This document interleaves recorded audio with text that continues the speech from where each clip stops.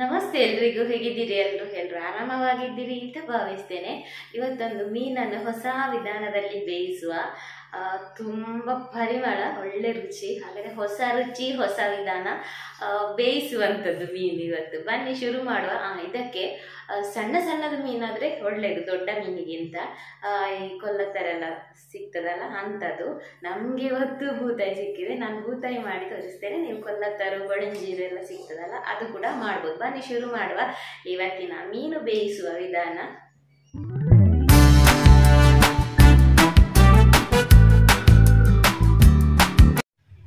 ನಾನಿಲ್ಲಿ ಬೂತಾಯಿ ಮೀನು ತಗೊಂಡಿದ್ದೇನೆ. ಅರ್ಧ kg ಮೀನುಂಟು, ಕಟ್ ಮಾಡಿ ಕ್ಲೀನ್ ಮಾಡಿ ತಂದಿದ್ದೇನೆ. ಸಣ್ಣ ಸಣ್ಣ ಮೀನು ಸಿಕ್ಕಿದ್ರೆ ಒಳ್ಳೇದು, ಬೂತಾಯಿ ಆಗಲಿ ಅಥವಾ ಬೊಳಂಜಿ ಕೊಲ್ಲತರ ಎಲ್ಲ ಸಿಗ್ತದಲ್ಲ, ಆ ಟೈಪ್ ಇದು ಸಣ್ಣ ಸಣ್ಣ ಮೀನು ಒಳ್ಳೇದು. ಈಗ ಮಸಾಲೆ ಮಾಡ್ಲಿಕ್ಕೆ ಇಲ್ಲಿ ಒಂದು ಮಿಕ್ಸಿ ಜಾರ್ ತಗೊಂಡಿದ್ದೇನೆ. ಹಾಗೇನೆ ನೋಡಿ, ಒಂದು ಅರ್ಧದಷ್ಟು ಈರುಳ್ಳಿ, ದೊಡ್ಡ ಈರುಳ್ಳಿ, ಅದಕ್ಕೆ ಅರ್ಧದಷ್ಟು ಹಾಕಿದ್ದೇನೆ. ಸಣ್ಣದಾದ್ರೆ ಇಡೀ ಹಾಕಿ, ಇನ್ನೂ ಸಣ್ಣದಾದ್ರೆ ಒಂದು 2 ಈರುಳ್ಳಿ ಹಾಕಿ.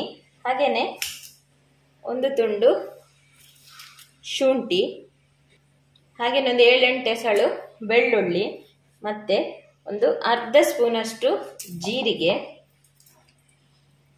ಮತ್ತೆ ರುಚಿಗೆ ಖಾರಕ್ಕೆ ತಕ್ಕ ಕಾಯಿ ಮೆಣಸು. ನಾನಿಲ್ಲಿ ಒಂದು 8 ಮೆಣಸು ತಗೊಂಡಿದ್ದೇನೆ.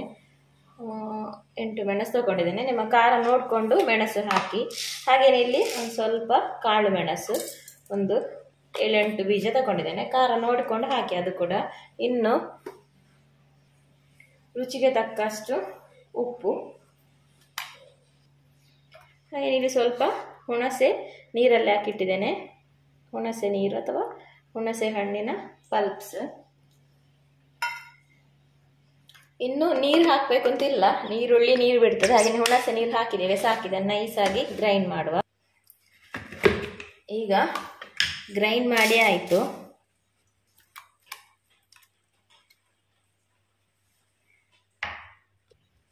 ಈಗ ಇದಕ್ಕೆ ಮೇಯ್ನ್ ಆಗಿ ಹಾಕಬೇಕಾದದ್ದು ಅರಶಿನ. ನಾವು ಅರಶಿನ ಹಾಕಲಿಲ್ಲ, ಬೂತಾಯಿ ಅಂತ ಹೇಳಿದ್ಮೇಲೆ ಸ್ವಲ್ಪ ಅರಶಿನ ಜಾಸ್ತಿಯೇ ಬೇಕು. ಸಣ್ಣ ಸಣ್ಣದು ಮೀನು ಕೊಲ್ಲತ್ತರು ಮತ್ತು ಬೊಳಂಜೀರಿಗೆಲ್ಲ ಅಷ್ಟು ಬೇಕು ಅಂತಿಲ್ಲ. ಈಗ ಅರಶಿನ ಎಲ್ಲ ಮಿಕ್ಸ್ ಮಾಡಿ ಈ ಮೀನನ್ನು ಹಾಕಿ ಹೀಗೆ ಒಂದು 30 ನಿಮಿಷ ಫ್ರಿಜ್ಜಲ್ಲಿಟ್ಟು ಬಿಡುವ.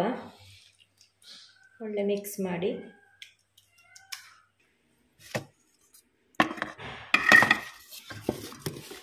ಈಗ 30 ನಿಮಿಷದ ನಂತರ ಇಲ್ಲಿ ಬಾಳೆ ಎಲೆಯನ್ನು ಬಾಡಿಸಿ ತಗೊಳ್ಳುವ.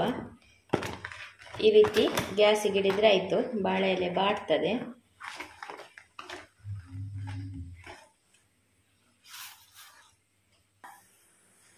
ಈಗ ಎಲೆ ಬಾಡಿಸಿ ಆಯಿತು. ಫ್ರಿಜ್ಜಿಂದ ಮೀನು ತೆಗೆದು ಬಾಳೆ ಎಲೆಯಲ್ಲಿ ಇಡುವ. ಇದು ಒಂದೊಂದೇ ಅಂತಲ್ಲ, ಈ ರೀತಿ ಮುದ್ದೆ ಮುದ್ದೆ ಇಡ್ಬೋದು.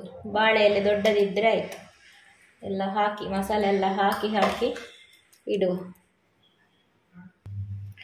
ಹೀಗೆ ಇದನ್ನು ಫೋಲ್ಡ್ ಮಾಡುವ. ಕಟ್ಟಬೇಕು ಸುತ್ತಬೇಕೆಲ್ಲ ಎಂತೆಲ್ಲ, ಎಲೆ ದೊಡ್ಡದಿದ್ದರೆ ಆಯಿತು. ಜಸ್ಟ್ ಈ ರೀತಿ ಸುತ್ತಿದ್ರೆ ಆಯಿತು.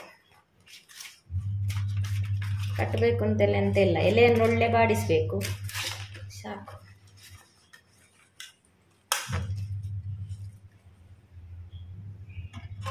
ಇಡ್ಲಿ ಪಾತ್ರೆಯಲ್ಲಿ ಇಲ್ಲಿ ನೀರು ಬಿಸಿಯಾಗಿ ಇಟ್ಟಿದ್ದೇನೆ. ನಂತರ ಈ ಕಟ್ಟಿದ ಮೀನನ್ನು ಹೀಗೆ ಇಟ್ಟರೆ ಆಯಿತು. 2 ಎಲೆಯಲ್ಲಿ 2 ಕಟ್ಟು ಕಟ್ಟಿದ್ದೇನೆ. ಈಗ ಇದನ್ನು ಹೈ ಫ್ಲೇಮಲ್ಲಿ ಒಂದು 15 ನಿಮಿಷ ಅಥವಾ ಒಂದು 12 ನಿಮಿಷ ಬೇಯಿಸಿದರೆ ಸಾಕು.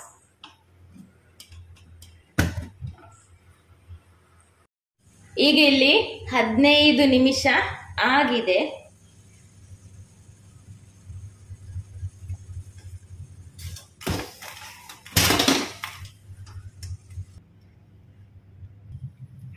ಹಾಗೇನೆ ಒಂದು 2 ನಿಮಿಷ ಅಥವಾ ಒಂದು 5 ನಿಮಿಷ ಬಿಡಬೇಕು. ಯಾಕೆಂದರೆ ಸ್ವಲ್ಪ, ತುಂಬ ಅಲ್ಲ, ಸ್ವಲ್ಪ ಉಗುರು ಬೆಸಿ ಆಗುವ, ಸ್ವಲ್ಪ ತಣ್ಣಗಾಗುವವರೆಗೆ ಬಿಡಬೇಕು. ಇನ್ನು ಟೇಸ್ಟ್ ಜಾಸ್ತಿ ಇರ್ತದೆ.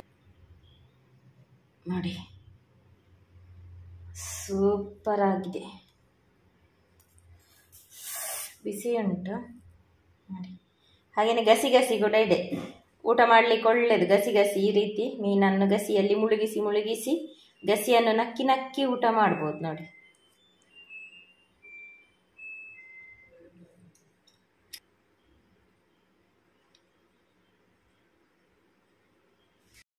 ನೋಡಿದ್ದೀರಲ್ಲ ಹೇಗೆ ಅನ್ನಿಸ್ತು. ನನ್ನ ಮನೆಯಲ್ಲಂತ ಎಲ್ಲರಿಗೂ ತುಂಬ ಖುಷಿ ಆಯಿತು. ನೀವು ಒಮ್ಮೆ ಟ್ರೈ ಮಾಡಿ, ತುಂಬ ರುಚಿ ಆಗ್ತದೆ. ಒಂಥರ ಹೊಸ ರುಚಿ, ಹಾಗೆಯೇ ವಿಧಾನ ಕೂಡ ಹೊಸತು ಅಂತ ನನ್ನ ಅನಿಸಿಕೆ. ಆಯ್ತಾಗಿದ್ರೆ ಇವತ್ತಿನ ಈ ಮೀನಿನ ರೆಸಿಪಿ ನಿಮಗೆಲ್ಲ ಇಷ್ಟ ಆಗಿದೆ ಅಂತ ಭಾವಿಸ್ತೇನೆ. ಇಷ್ಟ ಆಗಿದ್ರೆ ಲೈಕ್ ಕಮೆಂಟ್ ಶೇರ್ ಮಾಡಲಿಕ್ಕೆ ಮಾತ್ರ ಮರಿಬೇಡಿ. ನಾನು ಸಿಗ್ತೇನೆ ಮುಂದಿನ ವಿಡಿಯೋದಲ್ಲಿ. ಅಷ್ಟು ತನಕ take care, bye bye, thanks for watching.